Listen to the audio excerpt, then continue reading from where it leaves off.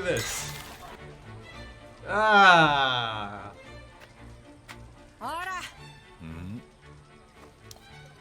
Hey. Okay. Taking us back. いいじゃないか。こんな時ぐらい。それでなくてもこの国は年がら年中戦い三昧なんだ。Oh man.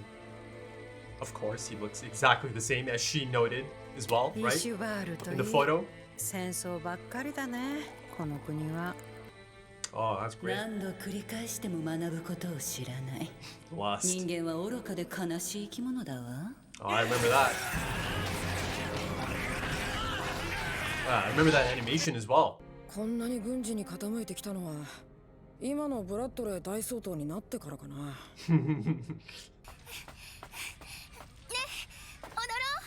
お、モテモテじゃない、ホーエンハイム。人になんて面白くないよ。 Who's こ this? のおじさん、ダンスなんてされたことできないのよ。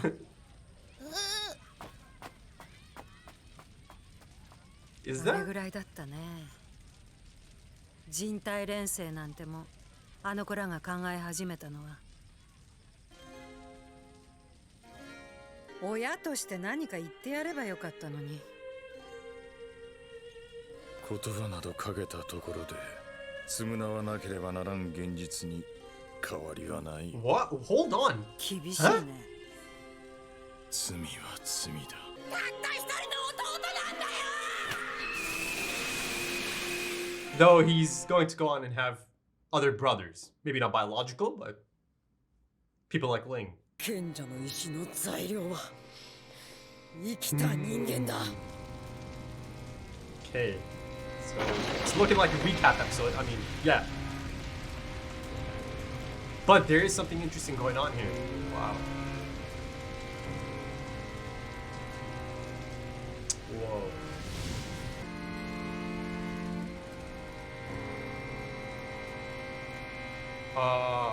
脆弱なものだな。闇に怯え立ち向かおうともせず、ああして一時的に忘却し逃れようとしている。ま、我々の貴重な資源として。 Okay, that's got to be father. But there's something interesting about the presentation of this. Okay, there's two of them. 人柱ってなんだ。二人の師匠の人柱になりうる人材かもしれん。 Izumi ごめんな sensei. さいね。あなたは人柱候補だけど、ここで死ぬのよ。リオール。各地の Yeah, 行動。 Hughes got really close. 賢者の I 石。 mean, he had it cracked. 材料は人間。イシュバールで俺たちがやったこと。おいおい、どこのドイツだ。こんなこと考えやがるのは。今お前たちがやっているのは、この国と国民すべてを利用して巨大な錬成人を作ること。そしてそれは賢者の石を作るためのもの。違うか。 Okay, yeah. These people. 知ってたんじゃないのかい、本当は。ホーエンハイム。言ったところで何か変わっていたのか。え？長い間俺は見てきた。 Long time, long time, yeah? 何度も同じ過ちを繰り返す人間の姿を。そしてその度に逃げるしかない非力な姿を。 Yeah, I was gonna say the presentation of this is. とても脆いホムンクルスだ。 Yo, the homing queen. 人工的に作られた人間。それが俺だ。どうせここで全員死ぬんだ。メイドの宮にいいもの見せてやるよ。周りをバックに飲み込みやがった。こんなものまで作り出すのか。錬金術は。誰だおっさん。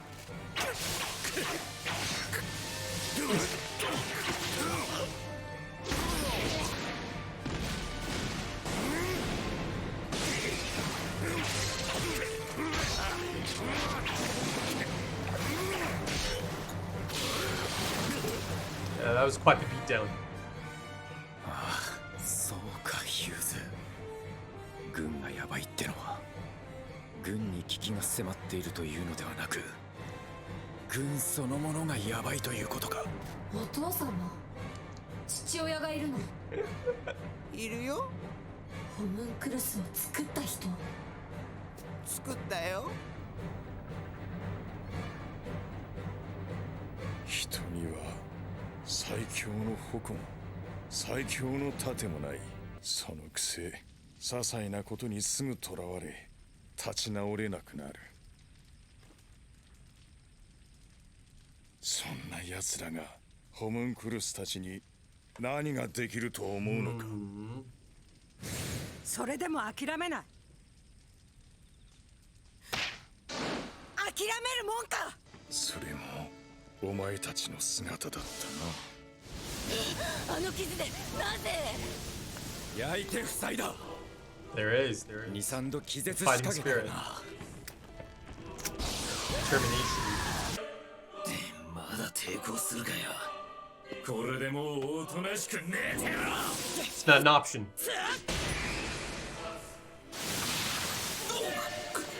僕は錬金術の可能性を信じてる。信じたい。国家錬金術師。 Yeah, it's quite the transition, right? Possibilities of alchemy. Shows his kindred. 踏まれたって倒れたって私らは何度でも向かっていく。そしていつかは。ただの悪あがきだ。わかんないだろ。やってみなきゃ。知ってて動かないやつよりマシさ。あんたはいいのかい。エドやアルやみんながいなくなってしまっても。何をそんなに必死になってる。人間どものために動いたところで結局奴らは勝手に死んでいくではないか。こちらはただ徒労に終わるだけ。ならば大事なものだけ抱えとっととよそへ逃げた方が賢明だとは思わんか。良心の呵責か、くだらん干渉か。なあホーエンハイム、どれだけ思っても今さら誰もお前を受け入れはしないぞ。見ろ自分の顔を。 Whoa. Whoa. 人間なぞただの資源。お前が動く必要がどこにある。そんなことで何か変わるのか。この現実が弱いままの人間の姿が。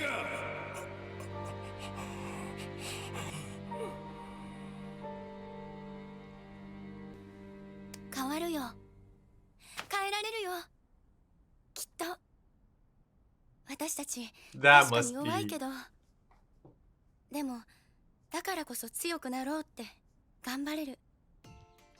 あなたには無駄に思える歩みでも、その都度何かを確実に積み重ねていってるものよ。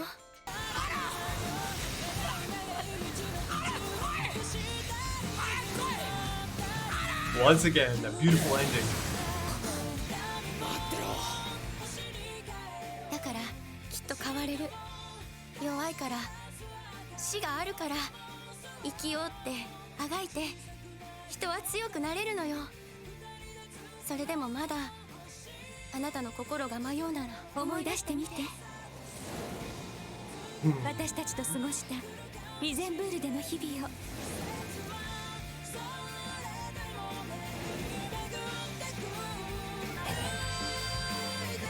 Oh.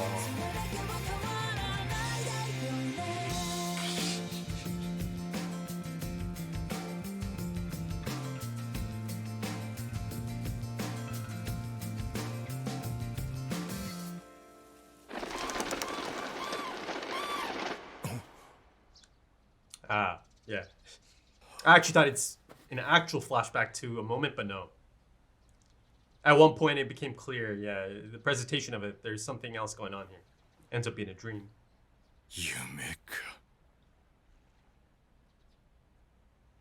Oh, that's beautiful. Ooh.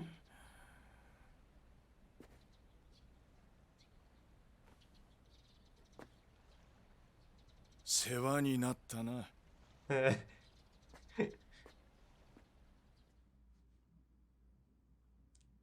Ah, new ending as well. Okay. Okay, episode 27. A journey into the mind of Hohenheim, right? I mean, I didn't know that it's meant to be a bit of a flashback episode going into this. It certainly has those elements in there. You know, I'd say maybe half of it is flashback. But, you know, that being said, I think the framing of it, the reframing of those scenes in the context of this episode and this, you know, character study essentially, I mean, at the heart of it, it is a focus, a character focus, an internal struggle in the mind of this really unique character. Really unique character. I mean, Hohenheim has the potential to become my favorite even, right? That potential, I can see it. I can see it. It's been a bit of a drip feed for Hohenheim, right? This right here has been the most significant focus on him. And I thought it was really quite insightful. But yeah, I think the flashback elements of this episode are kind of utilized quite nicely, integrated quite nicely into the main focus of this episode, right? The debate, the internal debate that's going on throughout this dream. I mean, earlier I thought maybe this is a full-on flashback, right? Because they kind of hinted at it not a long time ago, maybe a few episodes ago, you know, through that photo. Oh, you haven't aged a day, right? Drinking buddies and all that. Grandma and Hohenheim.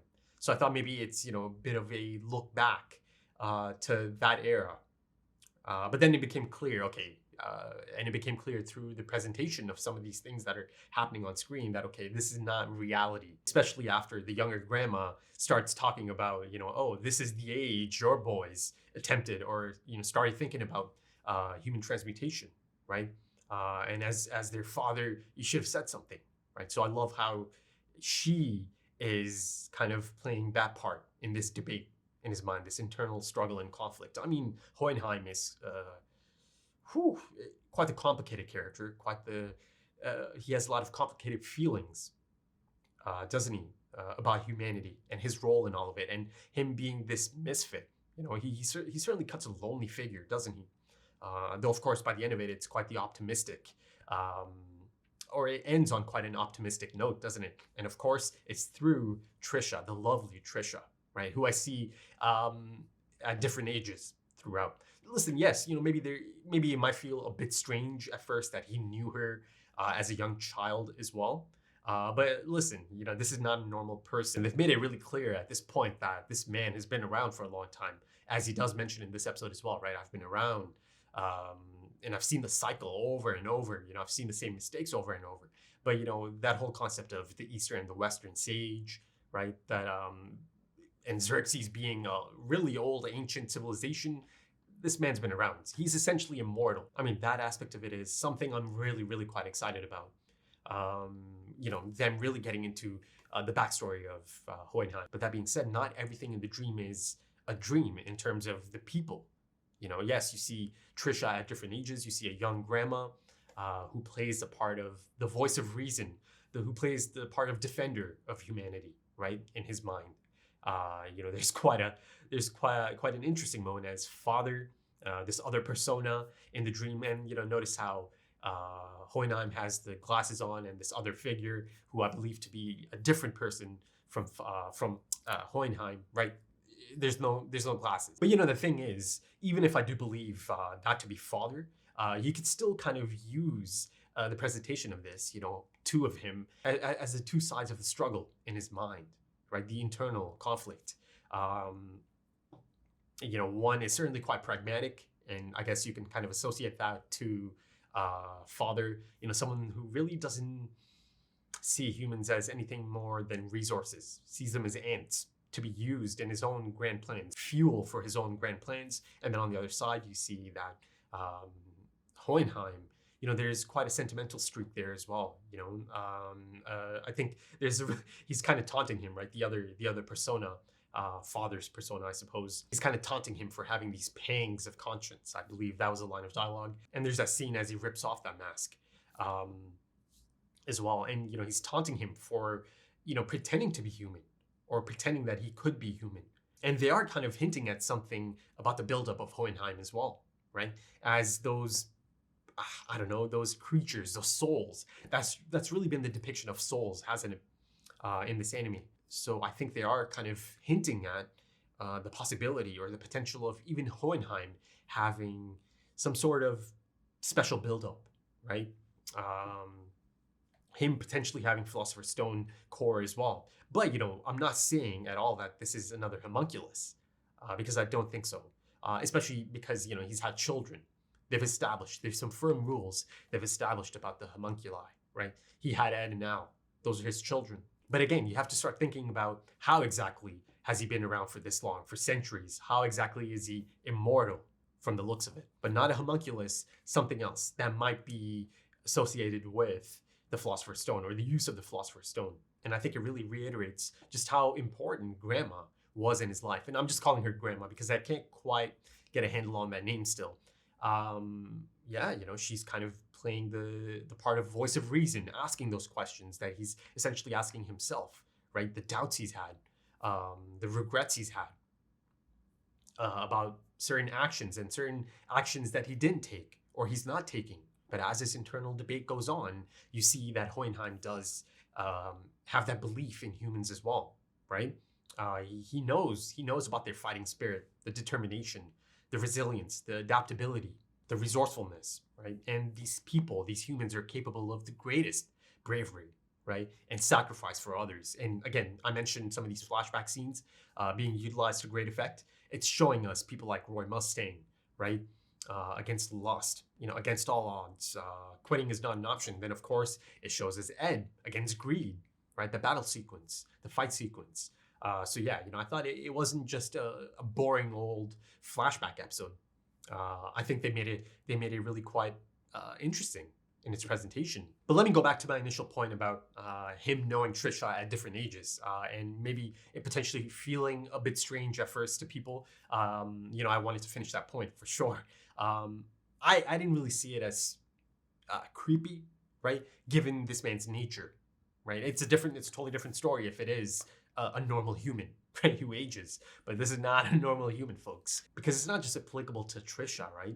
She just happens to be the person he fell in love with, and you see just how exactly that happened. This is an important figure in his life. Trisha is essentially the person that helped him, understand or realize that he does belong, or she gave him a reason to belong, right? Or she is his reason for belonging, and the family that they had together, and the time they spent together in that town. It's a beautiful moment, it really is. And the thing I find really interesting about Grandma is that she doesn't seem to be, she doesn't seem to be all that bothered by this whole aging thing, almost as if she's accepted it a long time ago, his true nature. And, for the people who know about Doctor Who, this actually has a lot of similarities, doesn't it, to the Doctor, to the character of the Doctor. Again, given his nature, right? His immortal nature and him being around humans for a long, long time. But you really get to see how exactly the homunculi get their personalities or that stance they have about humanity, right? It's really quite cynical, pessimistic. Again, they certainly share fathers or this other persona's, thoughts on it all in terms of the value of humans. The humans are foolish and miserable creatures, right? No matter how many times they repeat the mistake, they never learn. And of course, there's that stance on the fragility of humans, the futility of resistance, right? Just give up and die and be used. But you see, all of that has been imprinted onto the homunculi. And it certainly adds up and makes sense, right? Because the sins are meant to be an extension of Father.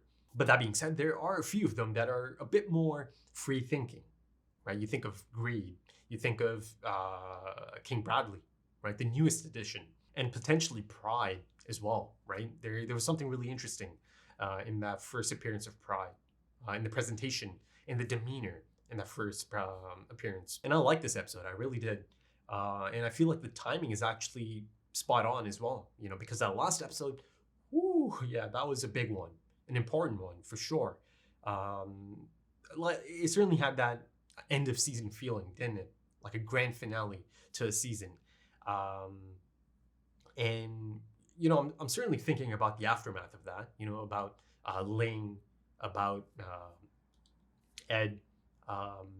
Yeah, I mean, who knows, right? Who knows how it's going to affect Ling? I'm sure something is going to happen. You know, surely Ling's not going to be able to just, you know, step in there, get out of there, get shot out, and not be affected at all by that. And of course, there is a new intro and the outro, and I love how the outro, the last one now, it was used to perfection for this scene on its last outing, essentially. You see that by the end of it, Hohenheim seems to have a bit of a clear mind now about things. It felt like he did have this newfound resolve after that dream he had. And then, of course, he looks over to the bottle and he's thankful, right? And that's the bottle Grandma gave him, right? On his departure. So yeah, I thought that was a great moment. It was a great ending.